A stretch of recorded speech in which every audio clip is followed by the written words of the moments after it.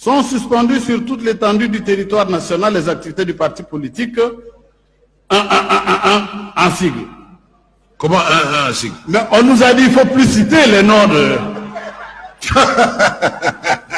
Alors... Non, vous êtes protégé par les immunités parlementaires quand vous êtes là devant le micro de la Ah, monsieur le Président. Comment, si quand vous dites parti ben, ce langage-là, moi je ne comprends pas. Monsieur le Président, lorsque vous prenez... lorsque je vais lire une disposition, c'est l'article 2. Suivez.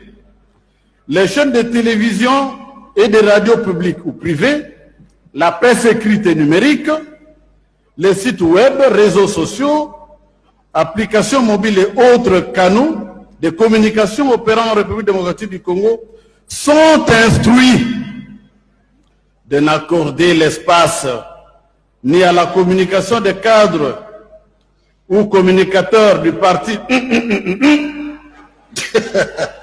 ni encore à son autorité morale, monsieur,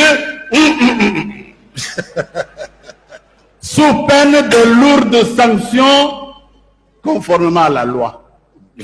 Monsieur le Président, on interdit aux Congolais, sans préalablement qu'il y ait un jugement pour l'être en force de choses jugées. Lorsque vous prenez l'article 39 de la loi sur les partis politiques, le ministre de l'Intérieur, par un arrêté, a suspendu les activités d'un parti politique connu. Et la loi dit, dans un délai de 15 jours, vous voulez que j'aille en prison?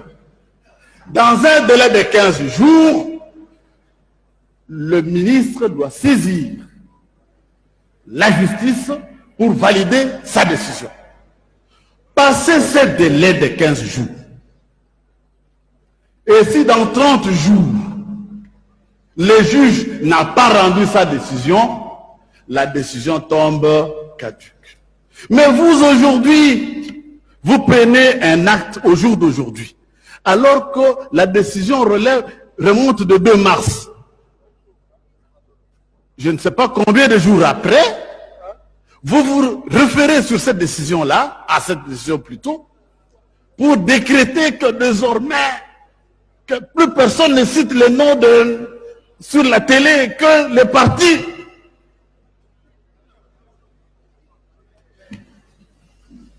Moi, j'estime, monsieur le Président, c'est pas de la tyrannie. Hein?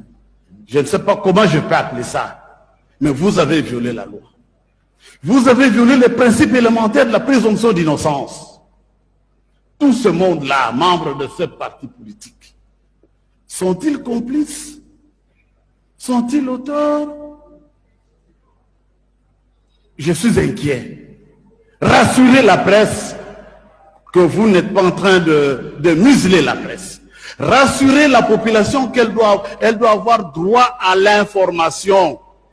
Les journalistes sont les historiens du présent. Un journaliste est un historien du présent.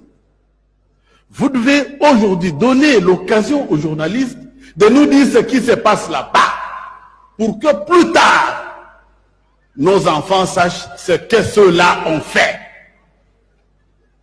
Parce que nul ne peut prétexter qu'à ce moment-là, je n'étais pas là. Mais si on n'en parlait pas, ben évidemment, il y a des choses à censurer. Les injures, l'appel au meurtre, l'appel au clientélisme, l'appel au tribalisme, l'apologie de la guerre, l'apologie de massacre. Ça ne peut pas passer. Mais votre décision ne repose sur aucune base constitutionnelle. Je pense que heureusement que nous n'allons pas décréter la recevabilité de ces documents, mais nous constatons simplement, Monsieur le Président, que ces documents-là, s'il était soumis à la sanction, au rigorisme excessif de cette salle, la salle allait le rejeter. Mais comme c'est un document qui arrive et qui va à la commission, nous allons encourager nos collègues à la commission d'exiger qu'il nous produise les détails de toutes les listes ici. Vous avez invité Mike Mukebai parce qu'il vous a insulté ou il a prononcé des propos injurieux à votre endroit. Comment l'instruction s'est-il déroulée? Je conclus pour remercier M. le Président pour nous avoir donné l'occasion de dire un mot et de demander au président de CESAC de nous inviter, de ne pas citer le nom de gens. Nous commençons à avoir peur pour rien. Je vous remercie.